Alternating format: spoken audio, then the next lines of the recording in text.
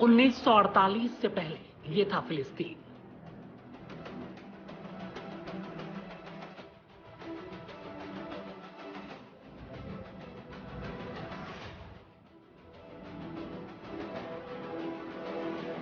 तब भी यहां कुछ यहूदी शरणार्थी रहते थे, मगर तब फिलिस्तीन पर 100% फिलिस्तीनियों का कब्जा था और इजराइल का तब नामो निशान भी नहीं था।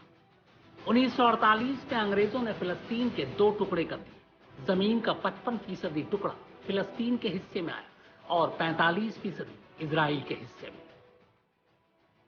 इसी के बाद 14 मई 1948 को इजराइल ने खुद को एक आजाद देश घोषित कर दिया और इस तरह दुनिया में पहली बार एक यहूदी देश का जन्म हुआ।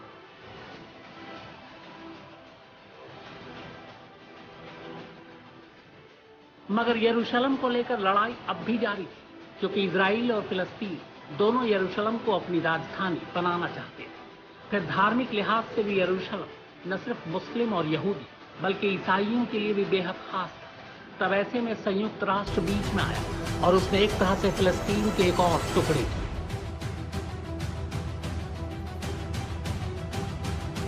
अब यरूशलेम का 8% हिस्सा संयुक्त राष्ट्र के कंट्रोल में आ गया, जबकि 48% जमीन का टुकड़ा फिलिस्तीन और 44% टुकड़ा इजराइल के हिस्से में रह गया। मगर जमीन की लड़ाई इसके बाद भी जारी रही। 1956, 1967, 1973, 1982 में इजराइल फिलिस्तीन आपस में लड़ते रहे और इजराइल लगातार फिलिस्तीन की जमीन पर कब्जा करता रहा। फिर नौबत यह आ गई कि पहले 55% और फिर 48% से सिमटते हुए 22% और अब 12% जमीन के टुकड़े पर फिलिस्तीन सिमट कर रह गया है।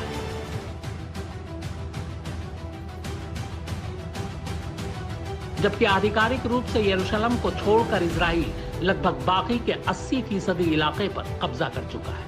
ले देकर फिलिस्तीन के नाम पर अब 2 ही इलाके बचे हैं, एक गाजा और दूसरा वेस्ट बैंक। वेस्ट बैंक अमूमन शांत रहता है, जबकि गाजा गर्म, क्योंकि गाजा पर एक तरह से हमास का कंट्रोल है और मौजूदा तनाव इसी गाजा और इजराइल के बीच है।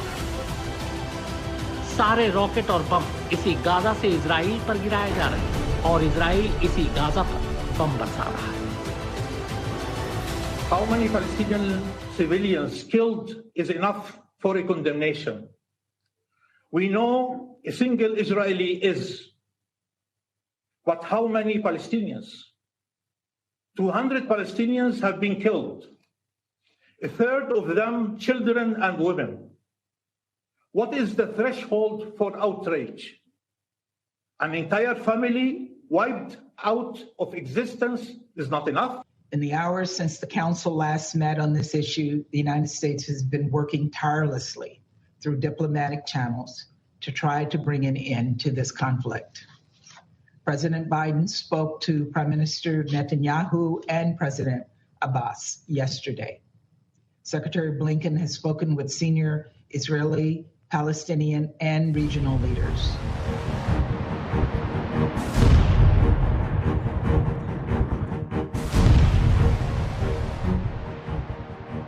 अब सवाल ये है कि इस वक्त भारत किसके साथ खड़ा है? तो जवाब ये है कि भारत ने अभी तक इस मसले पर अपना रुख न तो रखा है और न ही साफ किया है। दरअसल भारत के सामने 2 मुश्किलें हैं। पहली, इजराइल को खुश करने का मतलब अरब देशों से रिश्ते खराब करना, जो भारत चाहता नहीं है, और दूसरा ये कि भारत फिलिस्तीनी जमीन पर इजराइल के कब्जे का समर्थन भी नहीं कर सकता, क्योंकि ऐसा करने से पाकिस्तान के कब्जे वाले पाक अधिकृत कश्मीर और चीन के कब्जे वाले अक्साई चीन को वापस हासिल करने में अड़चनें आ सकती हैं। क्योंकि जब हम दूसरों के अवैध कब्जे को सही ठहराएंगे तो पाकिस्तान और चीन को पीओके और अक्साई चीन का मौका मिल जाएगा।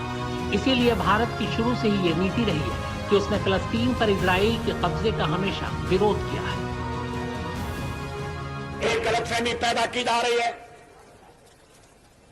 ये कहा जा रहा है जनता पार्टी की सरकार बन गई, वो अरबों का साथ नहीं देगी, इजराइल का साथ देगी। आदरणीय मोरारजी भाई इस स्थिति को स्पष्ट कर चुके हैं। गलतफहमी को दूर करने के लिए मैं कहना चाहता हूं कि हम हर एक प्रश्न को गुण और अवगुण के आधार पर देखेंगे। लेकिन मध्य पूर्व के बारे में यह स्थिति साफ है कि अरबों की जिस जमीन पर इजराइल कब्जा करके बैठा है वो जमीन उसको खाली करना होगी। आक्रमणकारी आक्रमण के फलों का उपभोग करे, यह हमें अपने संबंध में स्वीकार नहीं है। तो जो नियम हम पर लागू है वो औरों पर भी लागू होगा। अरबों की जमीन खाली होना चाहिए। जो फिलिस्तीन है, उनके जो फिलिस्तीनी हैं, उनके उचित अधिकारों की प्रस्थापना होना चाहिए। वैसे इजराइल और फिलिस्तीन को लेकर भारत का स्टैंड शुरू से ही साफ रहा है। इसे समझने के लिए हाल की एक कहानी को समझना जरूरी है। 1948 के बाद से ही यरूशलेम संयुक्त राष्ट्र के अधीन है, यानी ना यहाँ पर इजराइल की सत्ता है और न ही फिलिस्तीन की। लेकिन डोनाल्ड ट्रंप के कार्यकाल में अचानक इजराइल ने यरूशलेम को अपनी राजधानी बनाने की कोशिश की। इतना ही नहीं, उसने अमेरिकी दूतावास को तेल अवीव से यरूशलेम शिफ्ट कर दिया। इसको लेकर दुनिया में हंगामा हुआ। संयुक्त राष्ट्र में बाकायदा इसकी निंदा की गई और उस निंदा करने वाले तमाम देशों में भारत भी एक शामिल था। इसके अलावा भारत एक अकेले इजराइल को खुश करने के लिए अरब देशों की नाराजगी भी मोल नहीं लेना चाहता। भारत का अरब देशों के साथ करीब 121 अरब डॉलर का व्यापार है, जो भारत के कुल विदेशी व्यापार का 19% है। तेल का सबसे ज्यादा आयात भी हम इन्हीं से करते हैं। इसके अलावा भारत के करीब 1 करोड़ लोग अलग अलग अरब देशों में नौकरियां करते हैं। वहीं दूसरी तरफ इजराइल के साथ हमारा व्यापार सिर्फ 5 अरब डॉलर का है। इसीलिए भारत फिलहाल इस मसले पर हर कदम फूंक कर उठा रहा है। यही हाल दुनिया के और भी बहुत से देशों के, कुछ खुलकर इजराइल के साथ खड़े हैं तो कुछ फिलिस्तीन के। हालांकि दो गुटों में बटे दुनिया के सभी देश चाहते हैं कि मसला शांति से सुलझ जाए और जंग की नौबत न आए। रविवार को इस्लामिक देशों के संगठन ऑर्गेनाइजेशन ऑफ इस्लामिक कोऑपरेशन ने एक आपात बैठक बुलाकर इजराइल को चेतावनी दे डाली कि वो अल-अक्साई मस्जिद पर कब्जा करने की कोशिश करेगा तो नतीजा भयानक होंगे। ये मीटिंग सऊदी अरब ने बुलाई थी। हालांकि खुद सऊदी अरब ने अमेरिकी जेट फाइटर को अपनी जमीन दे रखी है, जिसका इस्तेमाल जरूरत पड़ने पर अमेरिका इजराइल की मदद के लिए कर सकता है। इतना ही नहीं, ऑर्गेनाइजेशन ऑफ इस्लामिक कोऑपरेशन यानी OIC के कई देशों में आपस में ही तनाव है।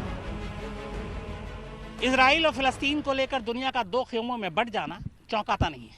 हाँ, अरब देश आपस में इस मुद्दे पर बढ़ जाए, ये जरूर चौंकाता है। OIC की रविवार को मीटिंग थी। इसमें फिलिस्तीन के विदेश मंत्री ने बाकायदा अरब के कुछ देशों की तरफ उंगलियां उठाई।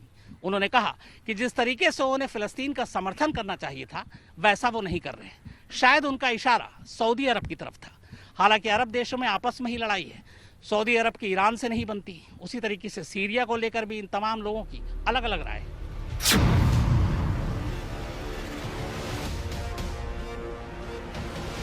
ईरान और सऊदी अरब मिडिल ईस्ट के दो ऐसे अहम देश हैं जो इस पूरे रीजन की दशा और दिशा तय करते हैं, और ये दोनों अहम देश एक दूसरे के दुश्मन भी हैं। दोनों पूरे मिडिल ईस्ट पर दबदबे के लिए पिछले कई सालों से कोशिशें कर रहे हैं और दोनों की दुश्मनी को एक अरसा बीत चुका है। इसी दुश्मनी का फायदा उठाते हैं अमेरिका, यूरोप और इजराइल जैसे देश।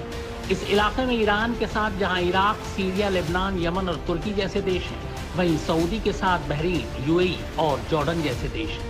मगर पिछले एक दशक में जिस तरह ईरान ने सीरिया की बशर अल असद सरकार को बचाया, उससे साफ है कि इलाके में उसका दबदबा ज्यादा है। वहीं सऊदी अभी यमन के हौथी समर्थकों से नहीं पार पा रहा है और सालों से चल रही ये लड़ाई उसके लिए थकाने वाली और महंगी भी साबित हुई है। इसकी एक वजह यह है कि सुरक्षा के मामले में सऊदी अरब के हाथ खाली है। उसकी तमाम सुरक्षा अमेरिकियों के हाथों में है। इसीलिए ज्यादातर मौकों पर चाहते ना चाहते हुए भी सऊदी को अमेरिका के ही साथ खड़े होना पड़ता है। इजराइल मसले पर भी अमेरिका की वजह से सऊदी अरब खुलकर नहीं बोल पा रहा है। जानकारों का तो यहाँ तक मानना है कि जिस फिलिस्तीन के मसले पर ईरान और सऊदी को साथ आना चाहिए, उस पर भी दोनों अलग अलग साइड ले सकते हैं।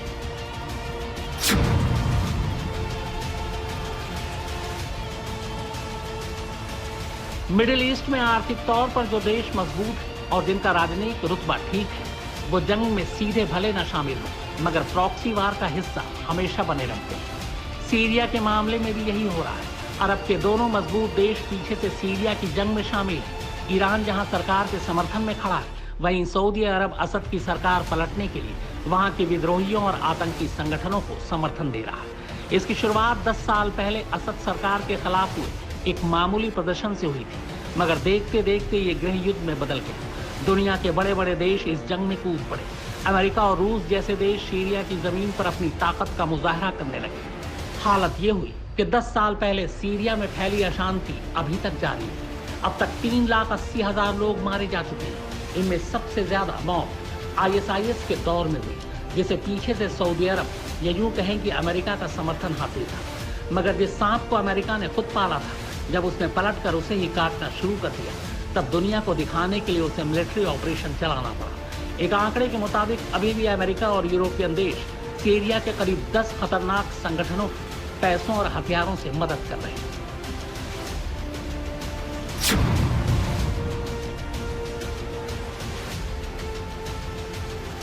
दुनिया की सबसे चतुर खुफिया एजेंसी, दुनिया के सबसे ताकतवर हथियारों से लैस और दुनिया की सबसे बेखौफ सेना होने का दावा करने वाले इजराइल के प्रधानमंत्री बेंजामिन नेतन्याहू से जब पूछा जाता है कि आपके देश के लिए 3 सबसे बड़े खतरे कौन हैं, तो जानते हैं वो क्या कहते हैं? वो कहते हैं Iran, Iran, Iran, Iran, Iran, Iran.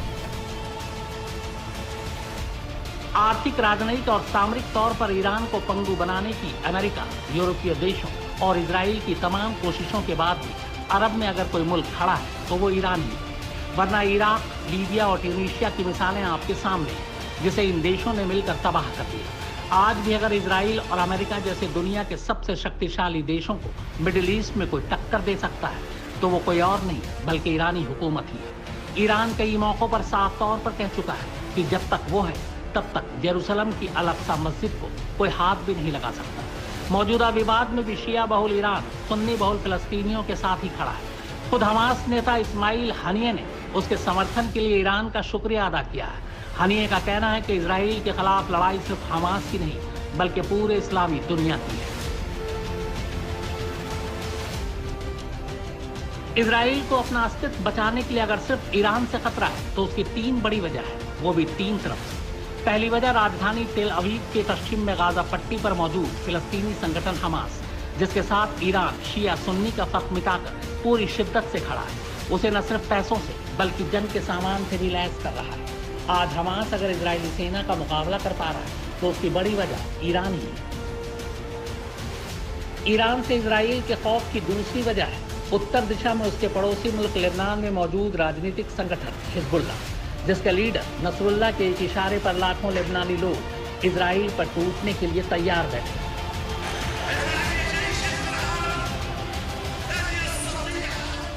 Hezbollah अक्सर इजरायली सेना पर रॉकेट लॉन्चरों से हमला करता रहता है।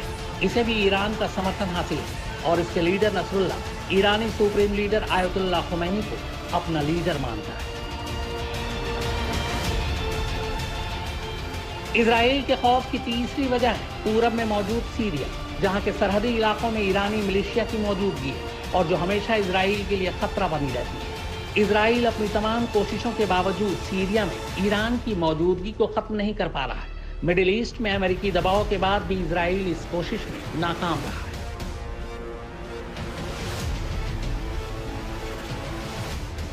ईरान की इस ताकत के पीछे उसकी अपनी कोशिशें तो है ही, साथ ही चीन और रूस जैसे देशों की दोस्ती ने भी उसे कई मौकों पर मदद की। रूस और चीन की बात करें तो चीन खासकर मिडिल ईस्ट में अपना दबदबा बढ़ाने की कोशिश कर रहा है। पिछले कुछ सालों में उसने कई अरब देशों के साथ $1 बिलियन डील साइन किए। ईरान के साथ उसने $400 बिलियन के समझौते किए।